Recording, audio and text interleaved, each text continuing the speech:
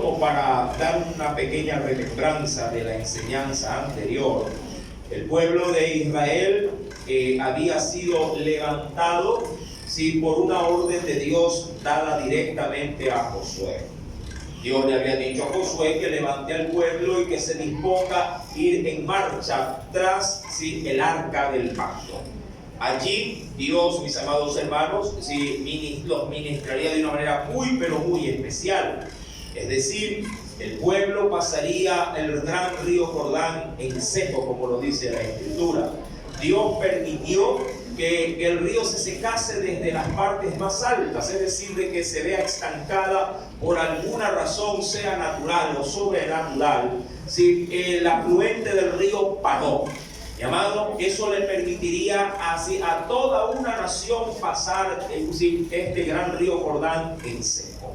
Luego de eso, mi amado, Dios le dijo a Josué, recordará usted, que tomase de aquí prácticamente, es decir, de en medio del río, tomara 12 piedras, para que cada uno de los príncipes que había sido testigo de este milagro las llevasen cargadas hasta la orilla, pasando obviamente hacia allá el territorio de Filistea, de Jericó. Sí, para que puedan allí levantarla como una especie de, diríamos así, de estatua para poder recordar este gran milagro. Amado, los sacerdotes seguían allí, el pueblo pasó y luego Dios le ordenó a los sacerdotes de que podían salir, dice, del gran río Jordán, y de manera instantánea, cuando los sacerdotes pusieron sus pies en seco, es decir, ya al otro lado de la orilla, automáticamente dice la palabra que nuevamente el río Jordán comenzó a tener su cauce normal. Solo como para citar algo especial, amado, dice pues el Señor en Josué capítulo 4, acompáñame por favor. Sí, Josué capítulo número 4, dice el Señor, versículo número 23 al 24, nos dice: porque Jehová vuestro Dios secó las aguas del Jordán delante de vosotros hasta que habíais pasado, a la manera que Jehová vuestro Dios lo había hecho en el Mar Rojo, el cual secó delante de nosotros hasta que pasamos, para que todos los pueblos de la tierra conozcan que la mano de Jehová es poderosa, para que temáis a Jehová vuestro Dios todos los días. Una vez culminado este gran milagro, mi amado, Dios hizo lo que le había prometido a Josué en privado. Dios engrandeció el nombre de Josué en medio de los israelitas. Ahora bien, en Josué capítulo número 5, que ha sido el texto que hemos dado lectura en el versículo primero, llamado, todos, como lo dice la Escritura, si volvemos al texto, nos dice: todos los reyes de los amorreos que estaban al otro lado del Jordán, al occidente, es decir, ya en las partes altas o en las partes montañeses, ¿sí? Todos los que estaban, dice allí, al otro lado del Jordán, al occidente. Luego dice también todos los reyes de los cananeos que estaban cerca del mar, oyeron cómo Jehová había secado las aguas del Jordán delante de los hijos de Israel hasta que hubieren pasado. Mi amado, todo ese pueblo que era un gran conglomerado de naciones, ¿de dónde salieron? ¿Cómo así, mi amado, habían habitado toda la región de Canaán? Para poder tener un indicio histórico y bíblico al mismo tiempo, les ruego por favor que me acompañe al primer libro de la Biblia. Allá en el capítulo número 10, yo creo que es importante también poder tener asidero bíblico para poder establecer de dónde salieron estas naciones o estos pueblos que luego serían obviamente, diríamos, el obstáculo para que Israel tuviese que confrontarlos y luego adueñarse de la promesa de Dios. En el libro de Génesis, capítulo número 10, allá en el versículo número 15, acompáñenme por favor. Génesis capítulo número 10, versículo número 15, se hablará de los descendientes de los hijos de Noé.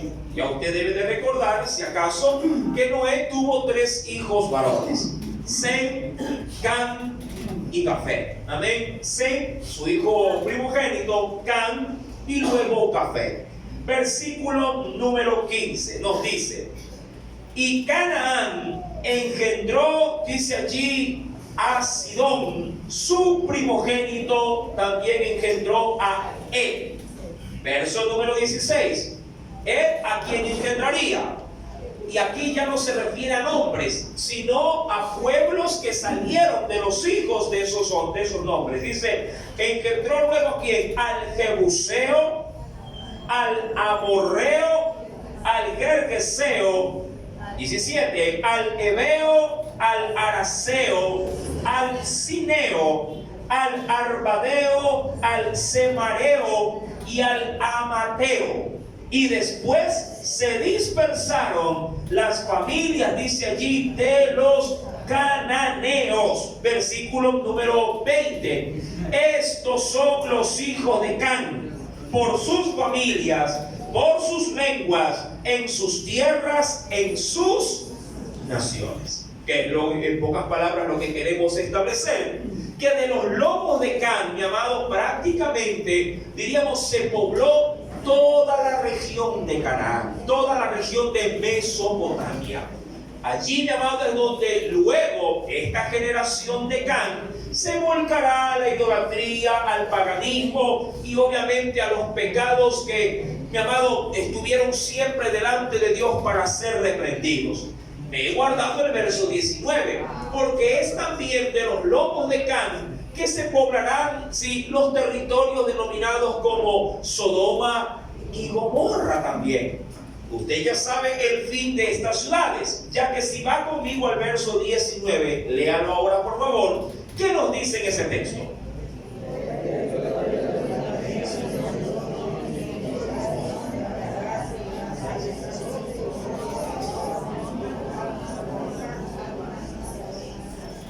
Esas naciones luego serían consumidas obviamente por castigo divino. Llamado, por esta situación, ¿sí? Luego Dios, digamos, desheredaría a esta tribu, bueno, a estos pueblos de Canaán, y se los daría en consignación a la nación de Israel. Cuando volvemos a Josué capítulo número 5, mi querido hermano, ¿sí? Estos reyes son todos aquellos de los que se nombra en Génesis capítulo número 10. Volviendo pues al texto, nos dice el Señor, verso primero: oyeron, todos ellos oyeron cómo Jehová había secado las aguas del Jordán delante de los hijos de Israel hasta que hubieran pasado. ¿Qué ocurrió en el corazón de todas estas naciones? Desfalleció su corazón y no hubo, dice el texto, no hubo más aliento en ellos delante de los hijos de Israel.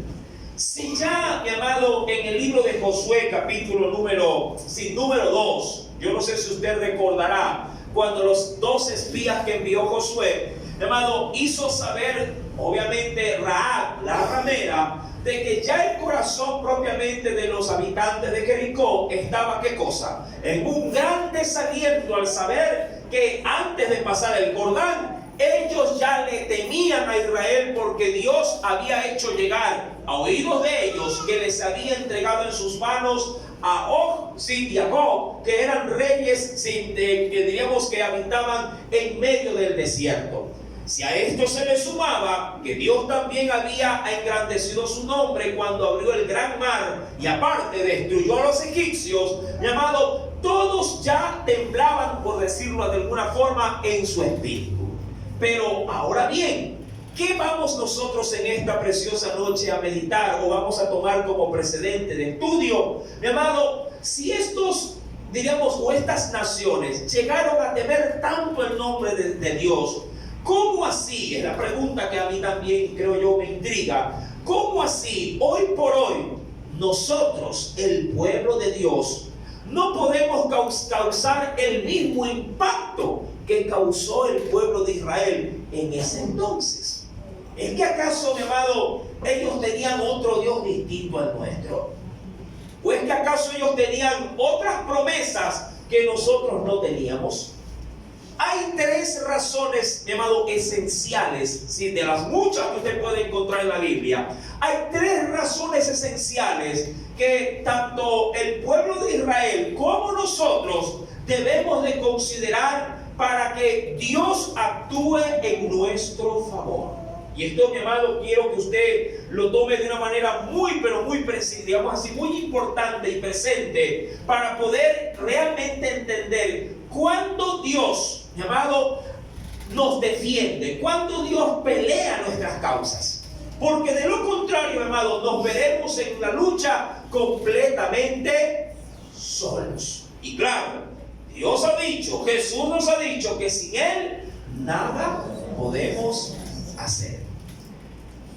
Mi amado, veamos estas partes importantísimas, tres de las que considero las más importantes. Pero antes de hacerlo, quisiera por favor, si que me acompañe a un texto paralelo.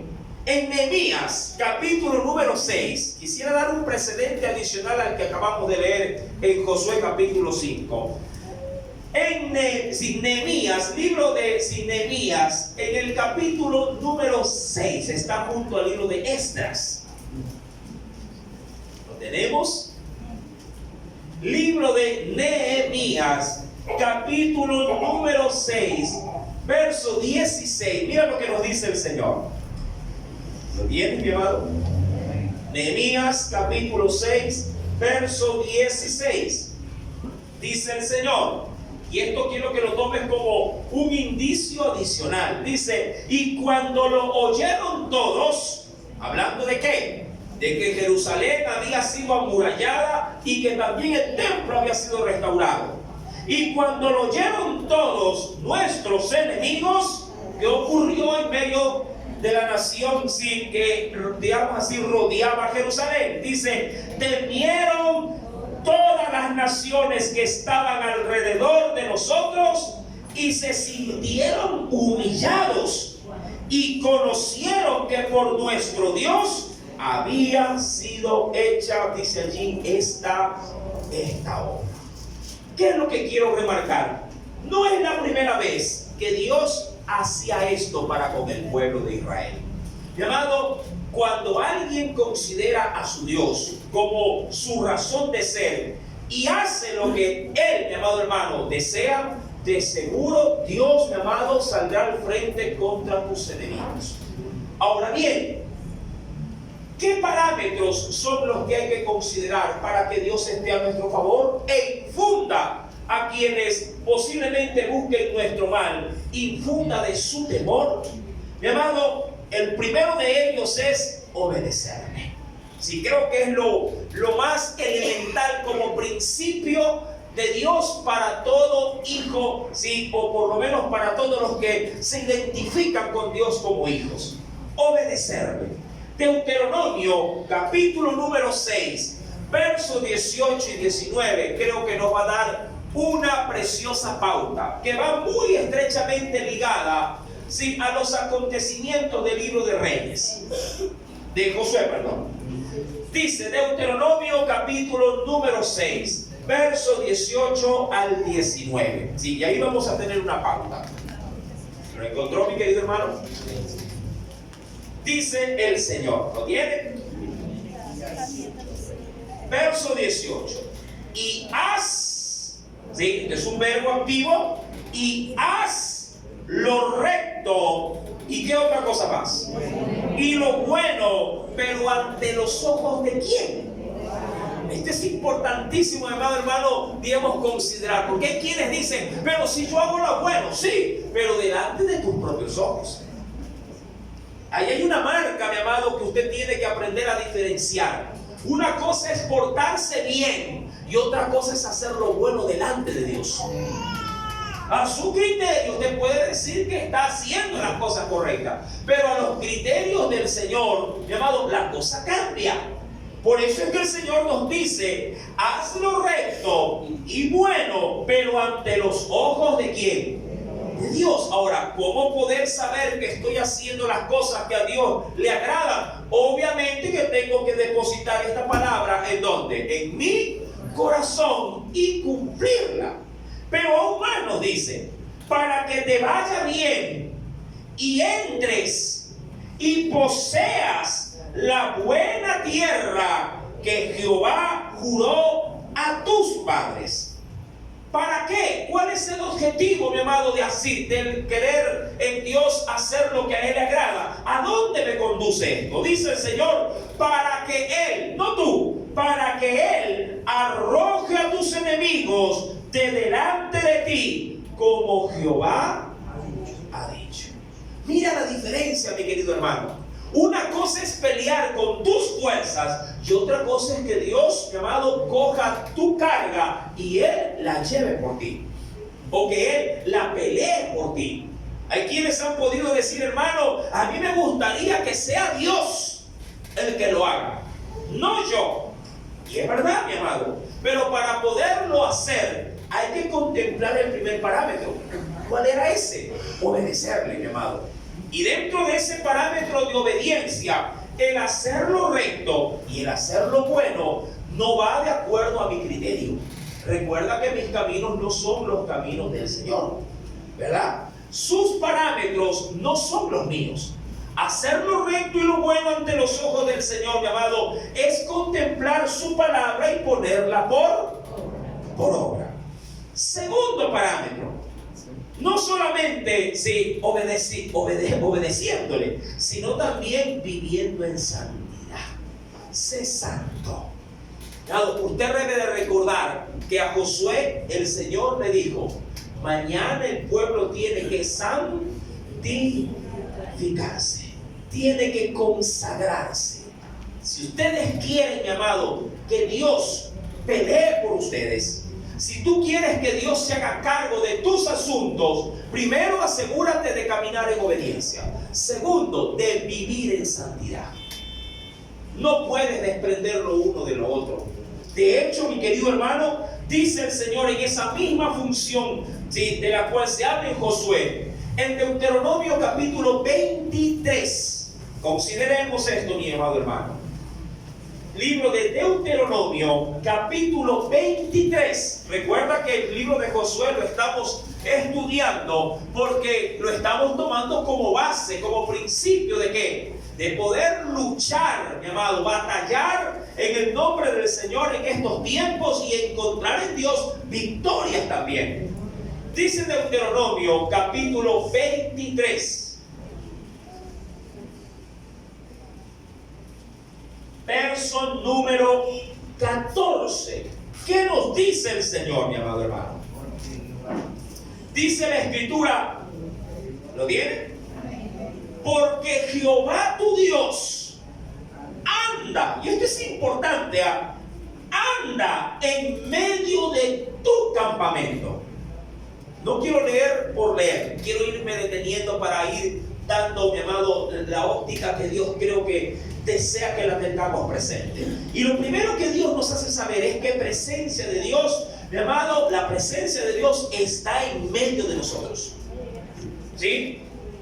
La presencia, mira, cuando hay de por medio obediencia, ¿sí?, es decir, el primer parámetro, cuando hay de por medio, mi amado hermano, si lo recto y lo bueno delante de sus ojos a la hora de vivir esta palabra, mi amado, automáticamente Dios, amado, pasa a formar parte de nuestra vida, pasa a formar parte de nuestro hogar, pasa a formar parte de nuestro trabajo, pasa a formar parte dentro de nuestra familia, delante de la iglesia, pasa a formar parte de todo nuestro ser. Y eso es lo que remarca el versículo 14. Porque Jehová tu Dios anda en medio de tu campamento. Es decir, en medio de ustedes está Dios. ¿Para qué? ¿Cuál es el objetivo, mi amado, de que Dios se manifieste o se mueva en medio de nosotros? Y dice, para librarte y para entregar a tus enemigos delante de ti. Amado, pregunto, los problemas te pueden a ti. Las dificultades que salen día a día porque uno no las anda buscando, las dificultades solitas tocan a la puerta, ¿verdad que es así? Como la enfermedad. Lo acuesta a sus hijos sanos y amanecen con temperatura, amanecen enfermos, ¿verdad? De la nada, mi amado, usted tiene todo arreglado en casa y de la nada, ¡ay! Se quemó la plancha. O ya no sirve la licuadora, ¿verdad que así pasa en casa las cosas? ¿Verdad? De la nada, mi amado. Las situaciones, diríamos así, se presentan. Y dice el Señor que Él va a estar en medio de nosotros, de nuestro campamento, para librarnos y para entregar a nuestros enemigos delante de ¿quién? Delante de nosotros. Ahora, yo sé por la Biblia y por los, digamos así, por las observaciones que nos ha hecho Jesús, que un creyente no debería tener enemigos. ¿Verdad que es así? No debería. Y creo que no los andamos buscando. Pero tampoco no podemos evitar que la gente se levante contra nosotros. ¿Sí? En las cartas del apóstol Pablo se nos dice, ¿sí? En cuanto dependa de vosotros. ¿Qué cosa? ¿Cuál es el parámetro? Que estar bien con todos los hombres. Pero en cuanto dependa de nosotros. Pero como sabemos que hay cosas que no dependen de nosotros, ¿no? Ahí es donde se levantan ¿quiénes? Los enemigos. Ahora, ya el Señor nos diría también que aún los de la propia casa se levantarían contra nosotros. Pero dejemos eso por un momento a un lado. Y dice el verso 14 que no solamente el Señor y su presencia va a estar allí protegiéndolos, sino que esa situación, amado, nos exigirá algo a nosotros. Dice en la parte media hacia el final, por tanto, quiero que establezcas esto en tu corazón, por tanto, tu campamento, ¿qué dice el Señor? Ha de ser santo, para que Él no vea en ti cosa inmunda y se vuelva de en pos de ti. Es decir, en vez de tenerlo a mi favor, va a ser mi enemigo. Mira, esto es algo muy especial dentro de la Escritura, mi amado hermano. El Señor nos anticipa en el primer versículo, bueno, en la primera parte del verso nos dice, yo tu Dios ando en medio de ti. Diría cualquiera, eso es lo que yo estoy buscando. O eso es lo que yo anhelo de Dios, que Él esté donde yo estoy. Pero eso, mi amado, tiene una gran demanda. Mira, dicho de una buena forma, suponiendo, voy a irme a un caso hipotético, suponiendo, ¿cuánto se lleva bien con la suegra? Ya, todos los que no me han dicho amén se llevan mal con la suegra. Perfecto. Entonces, supongamos que, soy solamente en caso hipotético, cuidado me va a malinterpretar, pero en un supuesto, ¿sí? Supongamos que la suegra sea de aquellas personas bien difíciles o bien intensas, como dicen ahora. Sí, que de la nada como que lo anda siguiendo usted, como para ver qué hace y qué no hace, qué deja ordenado o qué deja desordenado, qué deja limpio o qué no deja limpio, pero está ahí. Si la suegra decidiera irse a vivir a usted unos 30 días, me imagino yo que para evitar problemas mientras la suegra está en casa, usted tendría su hogar hecho, como dicen algunos, un anís, dicen así. No sé por qué le dicen anís, pero así le dicen. Para mí el anís es para otra cosa, pero ellos dicen un anís. Ahora, y mira, y tú diciendo para ti en tu concepto, y mi suegra es fregada, hermano, pero gracias a Dios ya se fue. Bueno, eso respecto de la suegra. Y si Dios te dijera, yo voy a irme a vivir en tu casa, ¿cómo mantuvieras tu hogar? Yo algo te digo, el Señor es más fregado que la suegra.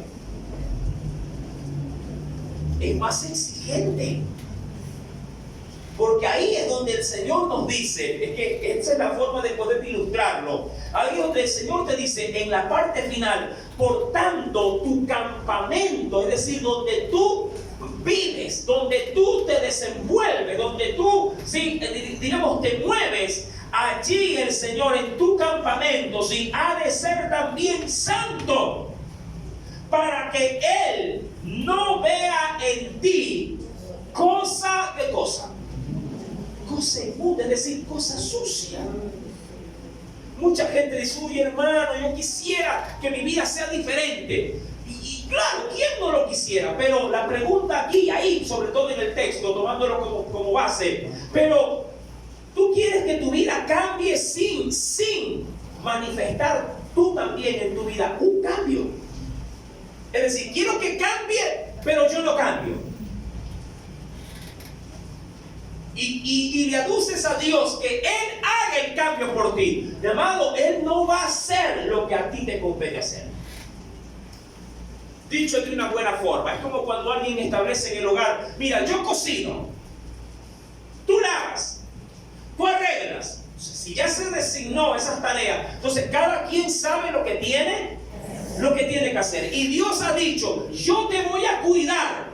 Y cuando los enemigos quieran destruirte, yo voy a dar la cara. Pero tú, mientras yo esté contigo, tú te comprometes a ser santo. Es tu labor. Amén. Es tu labor, es tu rol. Para que puedas ver mi mano, mi poder, puedas ver las circunstancias que son adversas para ti, las puedas ver cambiadas. Tú te comprometes a ser santo.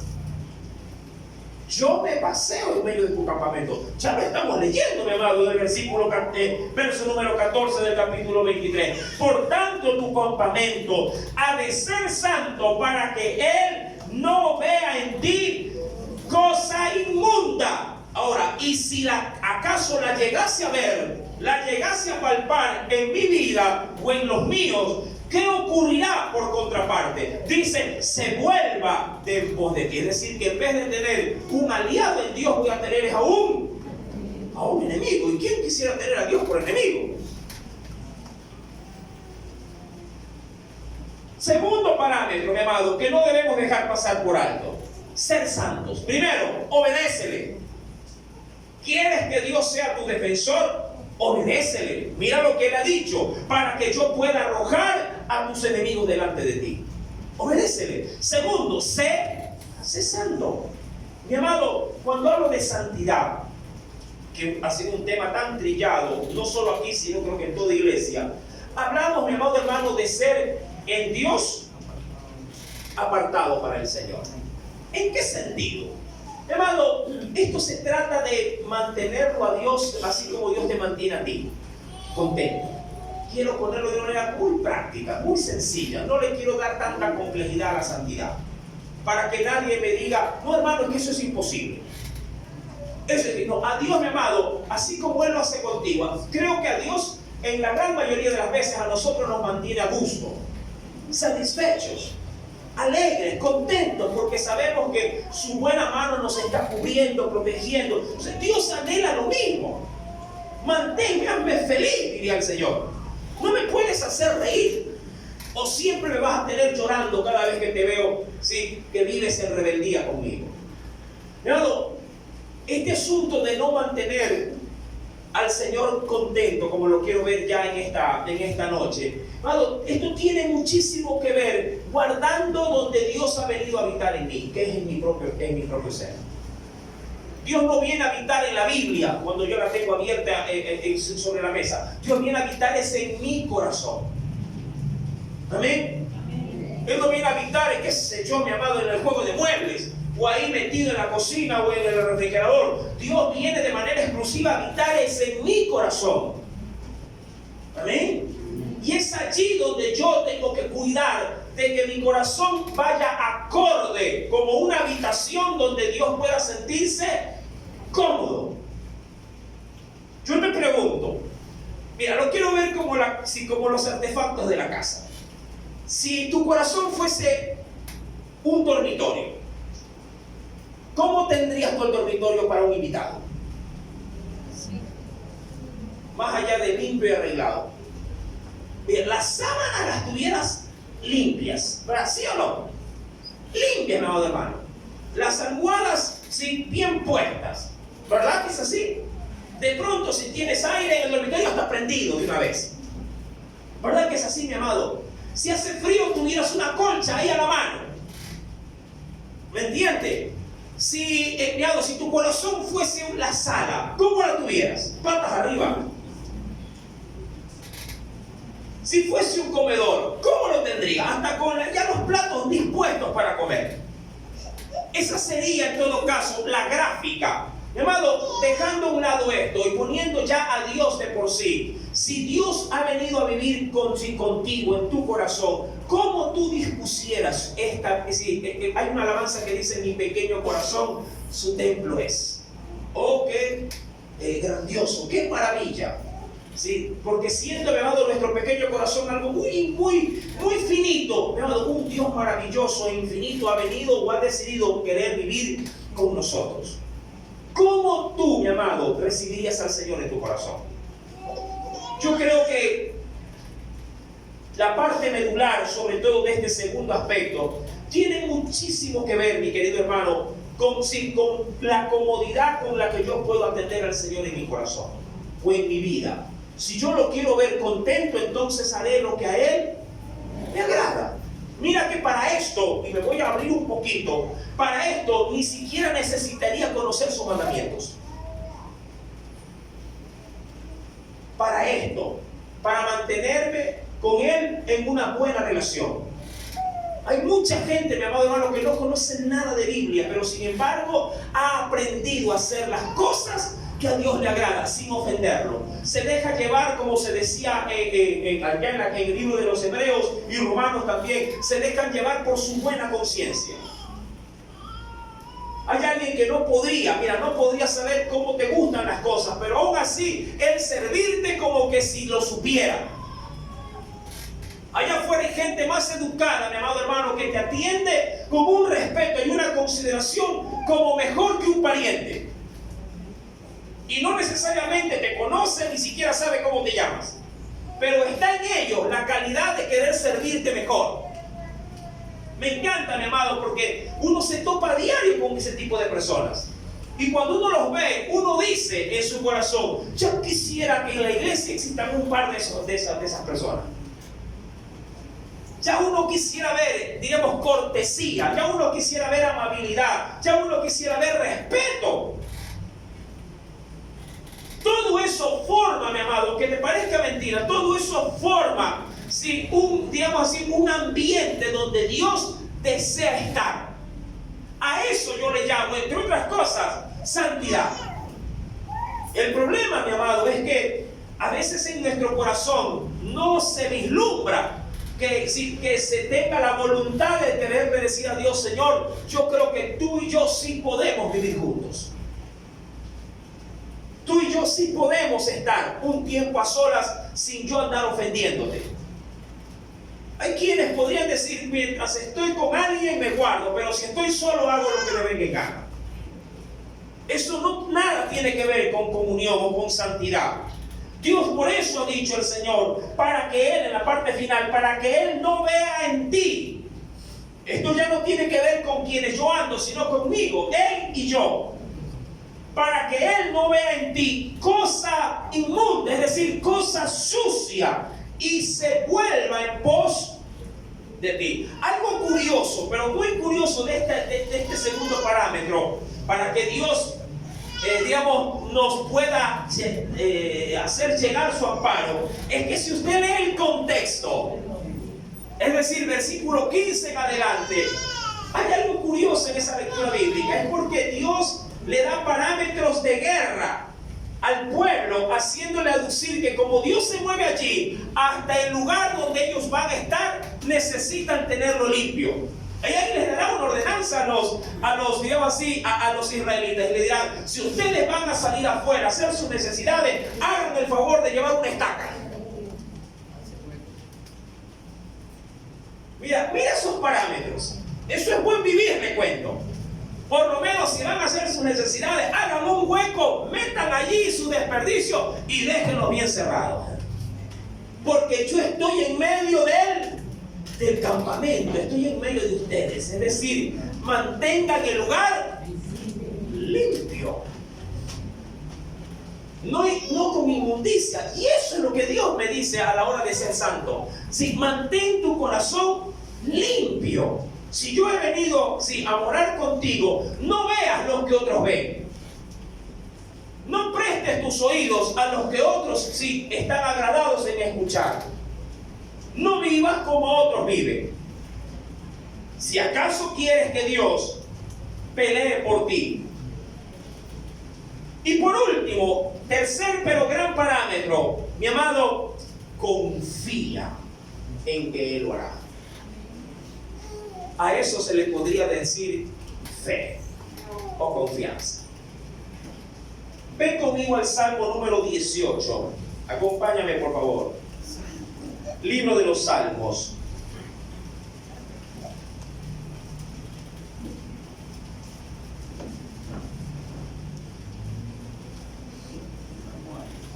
Salmo capítulo número 18. ¿Lo tienes? No solo hay que obedecerle, no solo hay que mantener con Él una buena relación, hablando de santidad, sino que también debo de estar totalmente convencido y seguro de que quien me lo ha dicho, lo va a hacer. Es decir, fe en Él o confianza en Él. Verso 2, dice el Señor. Salmo 18, verso 2 hasta el 3 voy a leer. Jehová, decía el salmista, roca mía y castillo mío, mi libertador. Ojo con estos adjetivos que lo califican a Dios, ¿sí? Cada una de estas expresiones lo que está tratando de decir es: el Señor es mi guarnición. Amén. Él es mi guarnición, roca mía, castillo mío y mi libertador. Dice allí, Dios mío, lo hace de manera muy personal. De hecho, si usted lee y es juicioso en la lectura, todo lo hace ver digamos así, en nombre suyo. Mío, mío, mío, mi roca, mi castillo, mi libertador, mi Dios. Se adueñó, no dejó Dios para nadie, ¿verdad? No dejó Dios para nadie. Todo es mío, hablando de su Dios. Fortaleza mía, en Él confiaré. Y vuelve mi escudo, la fuerza de mi salvación, mi alto refugio. Diría cualquiera: oye, deja también para otra, pues. Solo tú nomás. Me encanta porque hace ver a Dios como algo, como algo posesivo. Él es mío, no, hermano. Y esto yo no lo comparto con nadie. Porque así también es Dios con nosotros. Dios celoso, ¿verdad? Y también Él, cuando se trata de reclamar, diríamos, de parte tuya, tu atención te dice: tú eres mío. ¿Verdad que es así? Tú eres mío. Yo te pregunto esto, antes de seguir leyendo, porque al verso 3 quiero llegar. Mi amado, ¿cómo tienes a Dios en tu vida? Porque si lo veo leyéndolo desde este salmo, mi amado, esto es un Dios personal. Para David, Dios era un Dios personal. Nada de que en manada. No. Esto es Él y yo. Yo y Él. No hay nadie más.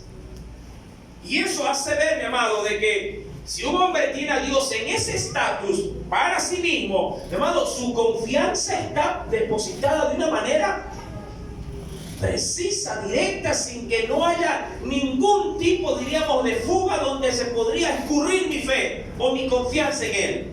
Dice aún más el texto: invocaré a Jehová, quien es digno de ser alabado.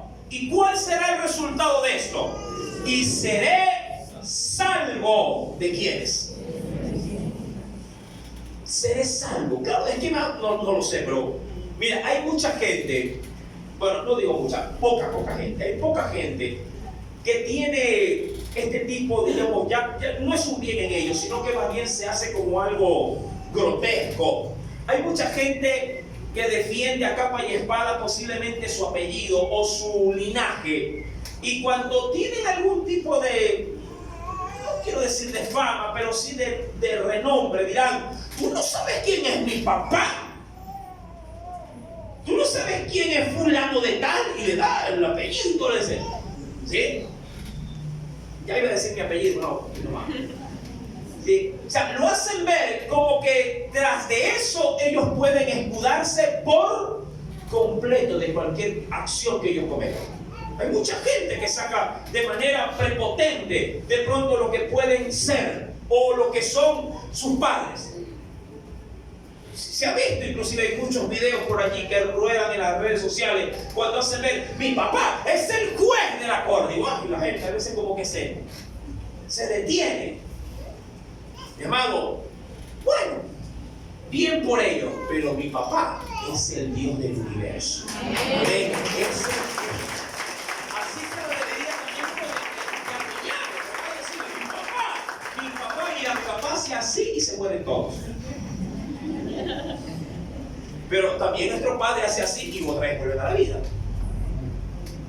Mi querido hermano, en el Salmo 56, verso 9, en la misma temática de la que se le da a Josué, dice el Señor, Salmo 56, verso 9, dice: serán luego vueltos atrás mis enemigos el día. Y esto volvemos a lo mismo, esto es confianza en Dios. El día en que yo clamare, esto sé, que Dios está por mí. Mire esa convicción, esa seguridad, donde no deja tela de duda de quién es Él con Dios. ¿Sí? Versículo 9 dice: serán luego vueltos atrás mis enemigos. ¿Cuándo? El día en que yo clamare, esto sé, que Dios está por mí. Es decir, Él está de mi lado. Él está a mi favor. Y claro, sale a relucir el texto de Éxodo 14:14. Si Dios es por nosotros, ¿quién contra nosotros? Mi amado, estas tres, estos tres aspectos, o estas tres líneas, insisto: obediencia. Segundo, santidad. Y tercero, confianza. Mi amado, nos garantizan de parte de Dios su protección para con cualquier enemigo que tengamos. No que el creyente debiera tener enemigo, pero insisto, a veces los enemigos salen solos, sin buscarlo. Ahora, mi amado, el temor, dice en el versículo, si volvemos a Josué capítulo número 5, versículo 1, en la parte final, dice el Señor: si desfalleció, obviamente hablando de los enemigos, desfalleció su corazón y no hubo más aliento en ellos delante de los ojos de ¿quién? Delante de los ojos de Israel. Hay algo especial que me habla acerca de estas consecuencias que Dios produce cuando estamos del lado que nos conviene estar, es decir, del lado de Dios, sí, que provocará en nuestros enemigos. Para ello quisiera, por favor, de primera mano que me acompañes a Éxodo 23. Ven conmigo a la Biblia, por favor. En Éxodo capítulo 23, dice el versículo 22 al 23. Éxodo 23, verso número 22 al 23. El Espíritu Santo dice allí: pero si en verdad, pongamos como parámetro estas tres cosas que hemos oído como precedentes: obediencia, santidad y confianza. Dice el Señor: si en verdad oyereis su voz e hiciereis lo que yo te dijere. Mira cómo Dios se compromete. ¿Qué ha dicho el Señor? Seré enemigo de ¿quiénes? De tus enemigos, y afligiré a los que te afligieren, porque mi ángel irá delante de ti y te llevará a la tierra. Mira, donde Dios sabe que hay enemigo, te llevará a la tierra del amorreo, del eteo, fereceo, cananeo, heveo y del jebuseo, a los cuales ¿qué promete Dios en ese momento? Yo haré destruir. ¿Cuándo? Cuando lo escuchemos. Dice ahí el Señor: e hicieres lo que yo te digo. ¿Qué es lo que Dios nos está diciendo en esta noche? Hermanos, que debemos de obedecerle, que debemos de vivir en santidad y que debemos de aprender a confiar en Él, mi amado hermano. Tienes cosas que van en tu contra y tú no sabes cómo resolverlas. Hermano, ponte, digo yo, en la línea donde Dios sí, que te quiere poner. Si te cuesta, mi amado, esfuérzate. Si se te hace algo difícil, pues mi amado hermano, prepárate para que lo difícil se te haga fácil. Mira que hay mucha gente que dice: hermano, me cuesta aprobar el examen del CNC. Me cuesta. Cuando las cosas van por la parte académica, ¿qué te dicen los quienes te oyen que te cuesta? ¿Qué te dicen? Ponte a estudiar, ¿verdad? Y puestos a estudiar, entonces si se presenta el examen, vas a subir tu calificación. Si te cuesta vivir en santidad, mi amado, prepárate. Es necesario que busques formas y maneras para no ofender a Dios. Aléjate de tu vida pecaminosa, aléjate de esas contaminaciones que tú sabes, mi amado hermano, que bañan tu relación con Dios. A veces la situación, mi amado, uno sí la puede resolver en Dios. Hay amistades que te alejan de esa comunión de tu Dios. Hay posiblemente hábitos, eso sí es importante, mi amado. Hay hábitos en las que uno muchas veces permite que no se alejen de nuestra vida, y esto, mi amado, lo único que hace es contaminarnos. Sé muy honesto, mi amado. Yo creo que tú tienes que entender que dentro de la vida cristiana, mi amado, si bien es cierto, nuestra lucha, sí, como lo dice la Escritura, no es carnal, sino espiritual. Si entendemos, mi amado, que cuando uno no cierra, digo yo, cierto tipo de hábitos o de puertas, amado, estas sí nos arrastran a ofender lo que es, sí, la comunión con Dios. Malas amistades, para empezar. ¿Quién no se ha desviado de la fe? ¿Quién no ha traído inmundicia a su vida? Cuando, si no corta de raíz cierto tipo de amistades que son una pésima influencia para nuestra comunión con Dios. Ahí es donde Dios nos dice que debemos de ser quirúrgicos. Debemos de cortar ese tipo de, diríamos, de amistades o de lazos que tenemos con cierto tipo de personas. Mi amado, lo que escuchamos, hay quienes de pronto sí se les hace difícil romper, mi amado hermano, estos hábitos de estar escuchando música del otro planeta, por decirlo de alguna forma, ¿verdad? Donde es que a mí la alabanza no me gusta. Sí, yo sé que no te gusta, pero dile a Dios que te ponga el deseo y el gusto por la alabanza, porque, hermano, así como de la abundancia del corazón habla la boca. Si tú te estás llenando de cosas terrenales, pues de cosas terrenales vas a depender toda tu vida. Pero el que se hace dependiente de las cosas espirituales, también, mi amado, espiritual terminará, mi amado, su vida. Tú tienes que entender, mi amado, que hay cosas que tú tienes que tomar en Dios valentía y decir: esto sí lo puedo hacer. Pero necesitas, obviamente, poner pautas, parámetros, sin límites en tu forma de vivir. ¿Sí me estás entendiendo, verdad? Mi querido hermano, por eso el Señor dice: si tú haces lo que yo te digo, yo voy a destruir a tus enemigos. Adicionalmente, en el versículo 27 del mismo capítulo, mira lo que dice el Señor. Verso 27. Del mismo capítulo de Éxodo 23. Mira cómo Dios pelea en nuestro favor. Hasta dónde Él está dispuesto a trastornar a nuestros enemigos. Dice: yo enviaré mi terror. ¿Pero delante de quién? Delante de ti.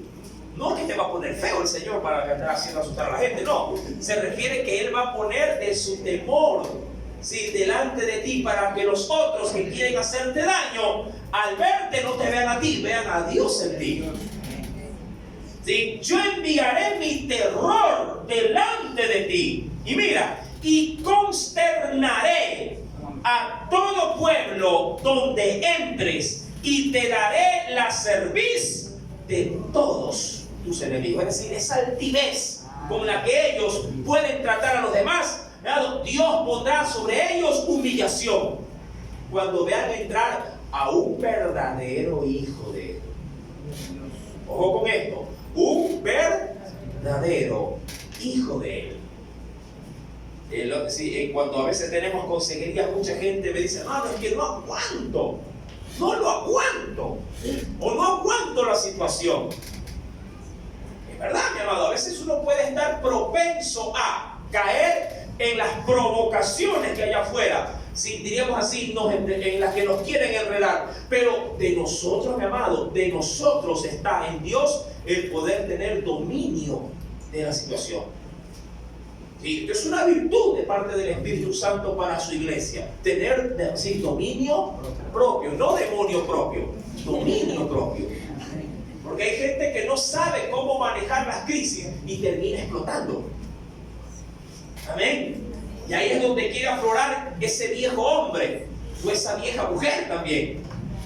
Mi amado, tú tienes en Dios control de pronto de tu carácter, de tu genio. ¿Por qué? Porque si tú, mi amado, comienzas a llenarte de Dios, comienzas a buscar de Dios, Dios va a mantener pasiva justamente, sí, aquellas actitudes o aquel carácter que podría jugarte una mala pasada. Dice el Señor, mi querido hermano, ven rápidamente a Números, capítulo número 10. Números capítulo 10, verso 35 al 36.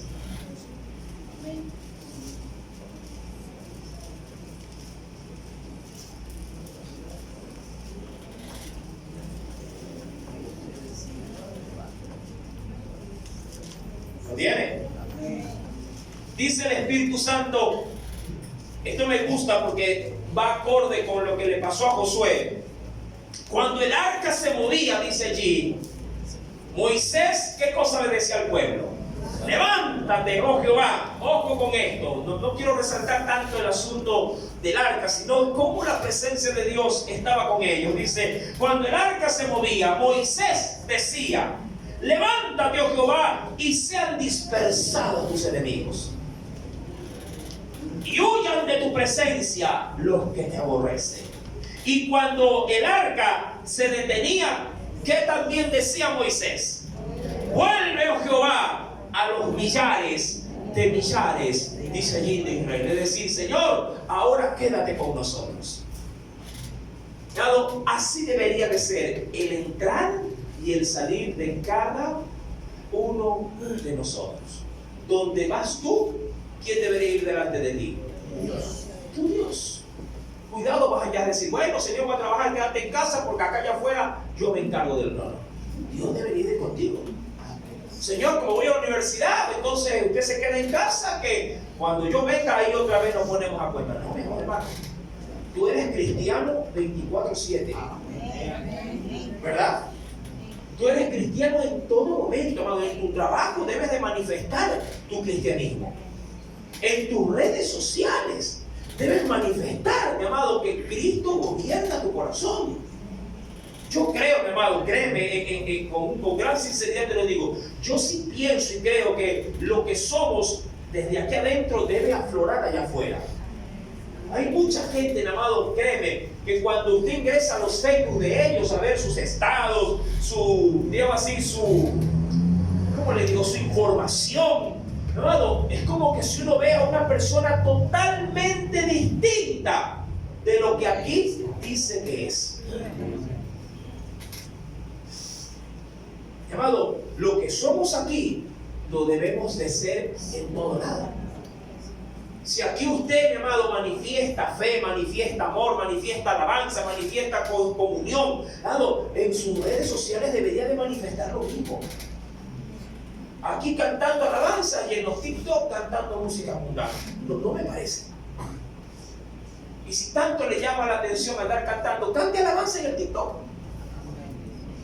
Pero ahí es donde le da vergüenza. ¿No le parece? Lo que somos aquí debemos de serlo allá, porque si no estamos viviendo una vida de hipocresía. Eso sí, mi amado, cuando nos llega a caer las plagas, los males, y ahí queremos en Dios que Él venga en nuestro auxilio, eso no va a ocurrir, porque nos vamos a ver en el conflicto de que cuando busquemos muy adentro, Dios no está acá.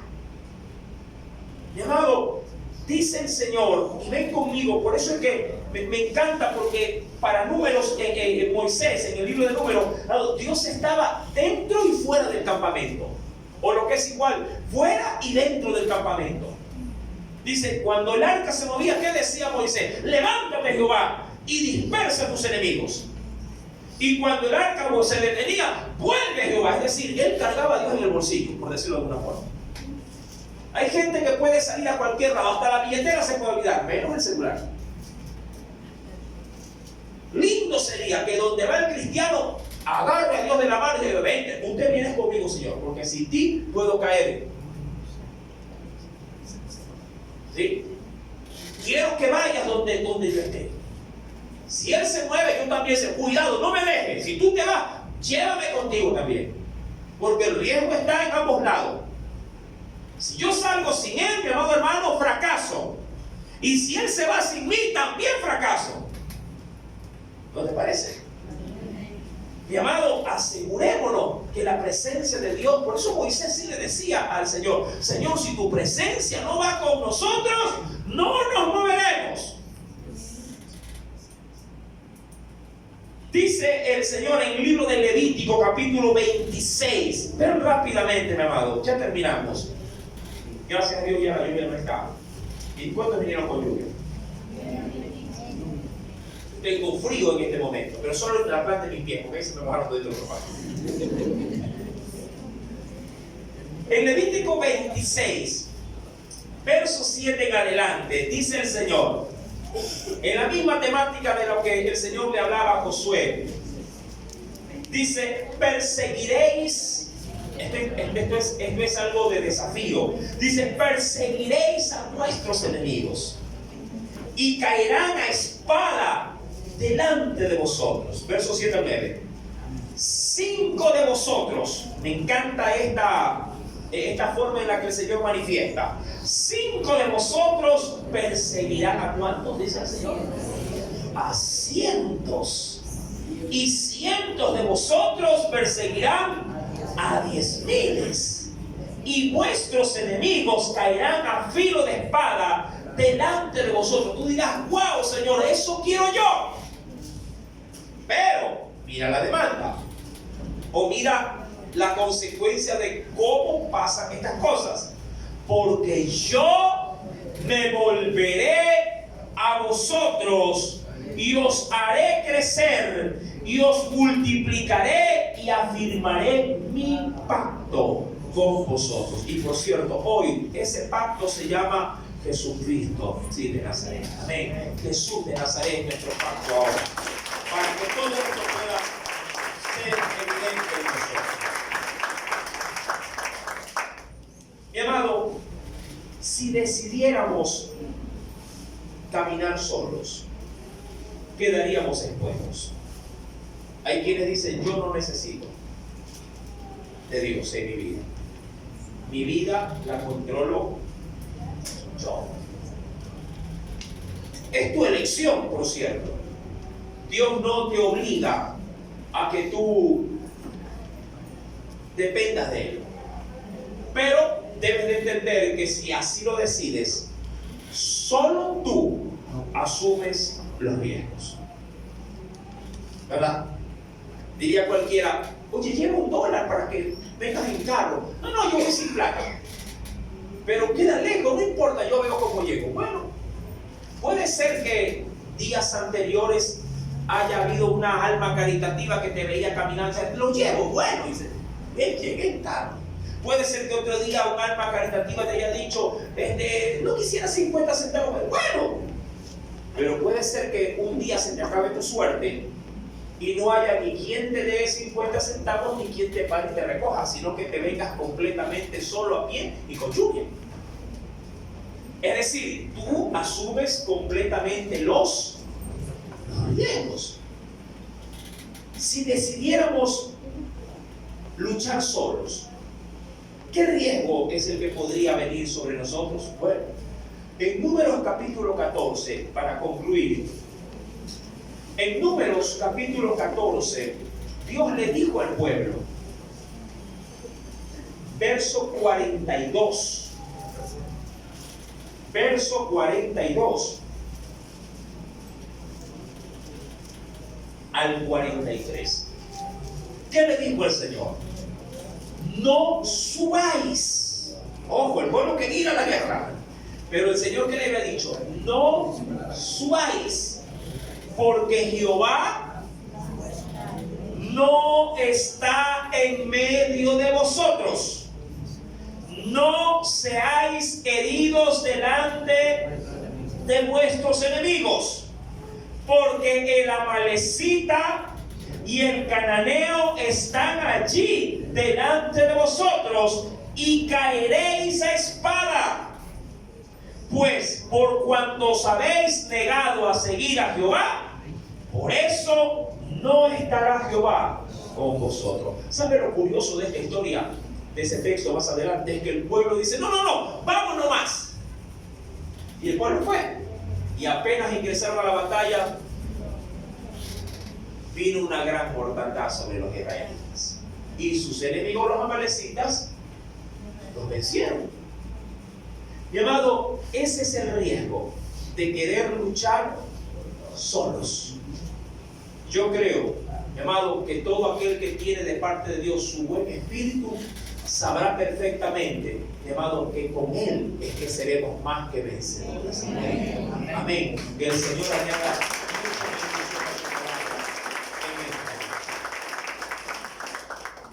Los pueblos temieron al escuchar las proezas de Dios que había hecho sobre la nación de Israel. Pero Josué tendría una demanda más que poner por obra para ver la victoria en Jericó. ¿Cuál será esa? El próximo día, miércoles, el Señor lo responde, la estaremos viendo. Oremos a nuestro Dios.